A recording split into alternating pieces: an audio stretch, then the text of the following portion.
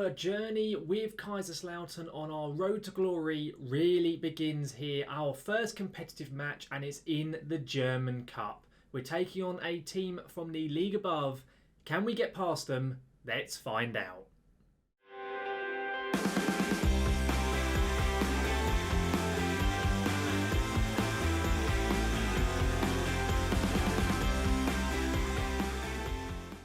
Welcome back, guys, to LS Plays FM and to now episode 2 of our brand new series here with Kaiserslautern on FM21. It is, of course, the Red Devils revival, our fallen giant save, our road to glory type save. And as I've just said in the intro, we begin our season with our first competitive match coming up here in the German Cup. The way it works in Germany is the German Cup gets played before the league begins, at least in most cases.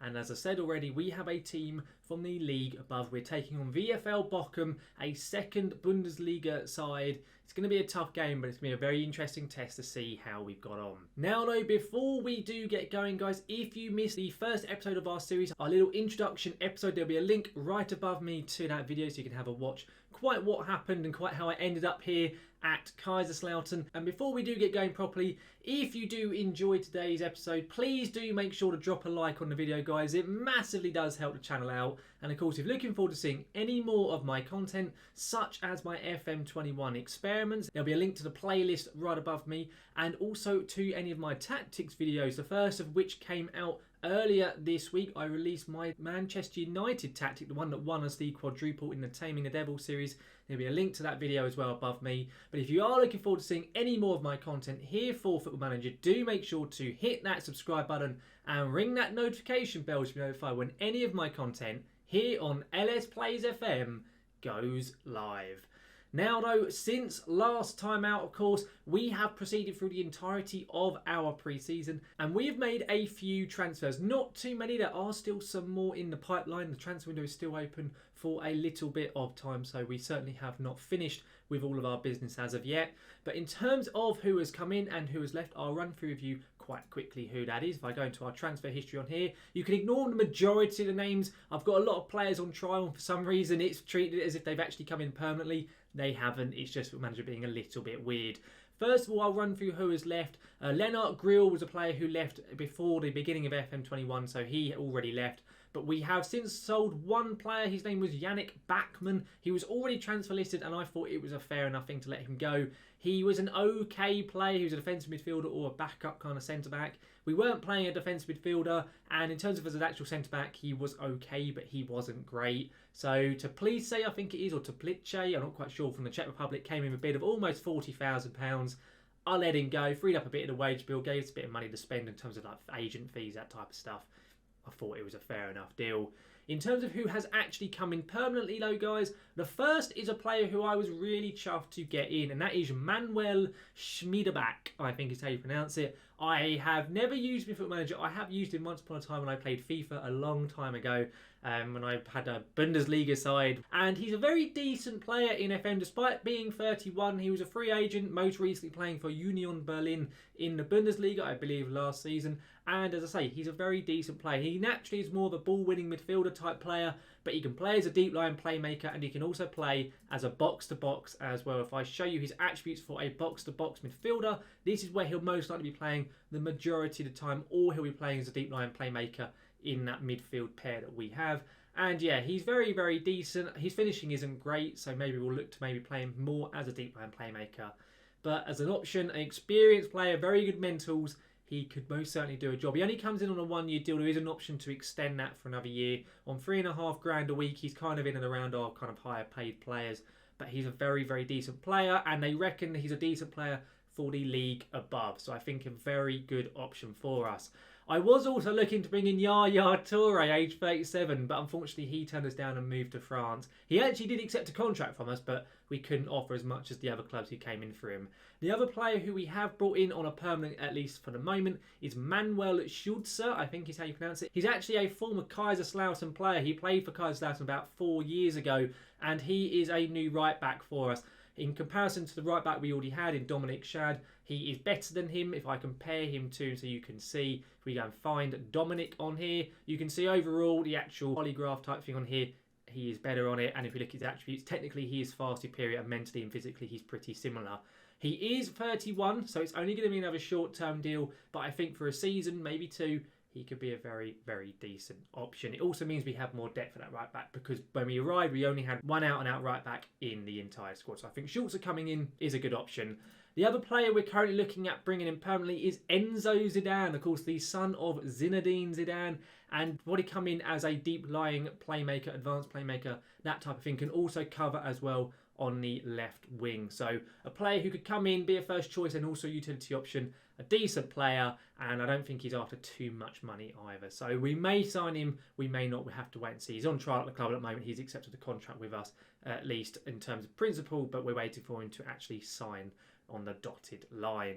Now, in terms of how pre-season went, it went very well. We had a lot of smaller clubs we were playing, kind of local teams. We had a big win in there of 11-0, a lot of other wins. We then had a difficult game up against FC Zurich, and unfortunately for us, we didn't manage to beat them, but it was a decent performance. I did play this friendly, and considering Zurich are our first division side in Switzerland, I thought we performed pretty well. Regardless, though, friendlies are never really true tests.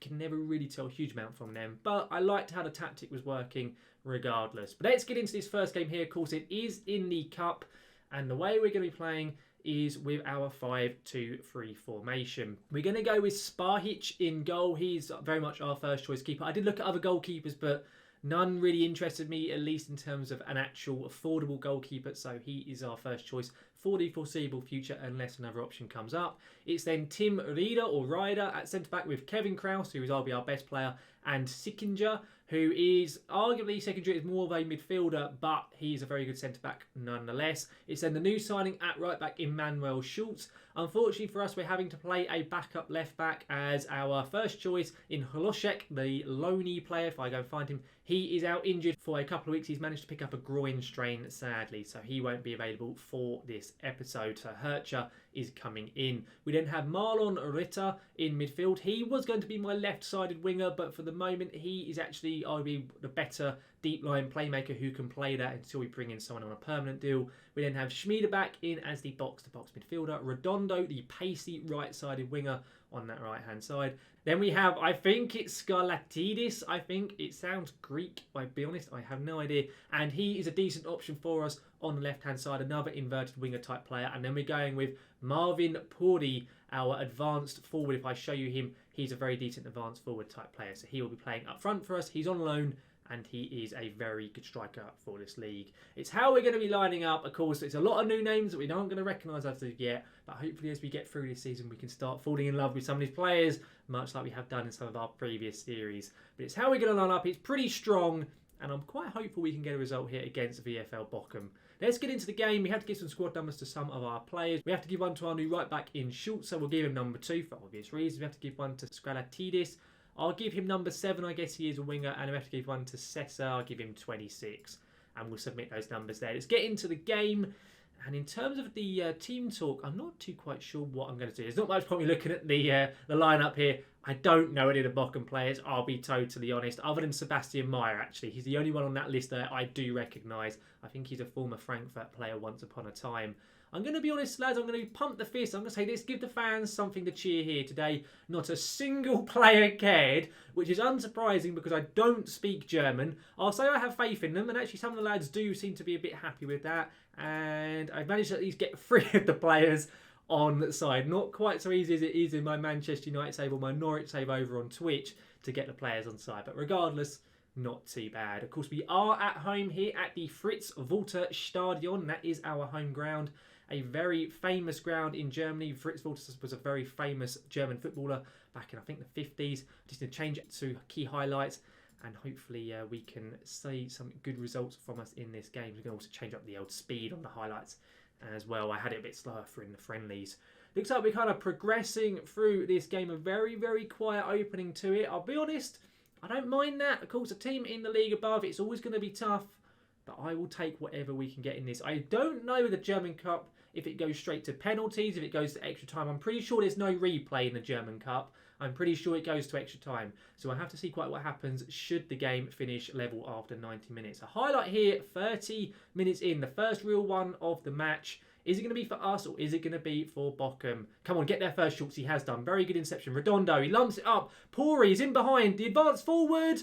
And we get an early goal. Marvin Pori, I think is how you pronounce his name, with his first of the season, his first of the club, the loney striker. I highlighted him before the game as our quite pacey advance forward type player. Redondo lumps it up to him.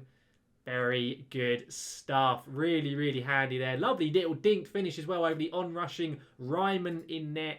Very, very good stuff there. 1-0 up on our home debut with Kaiserslautern. If we can win this, it will be fantastic stuff. I'm pretty sure there's a decent bit of prize money as well for the German Cup.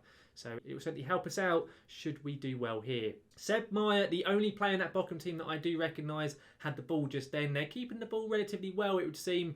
Of course, we are more of a counter-attacking based side, so that is probably to be expected. Chibsa here out to Suarez.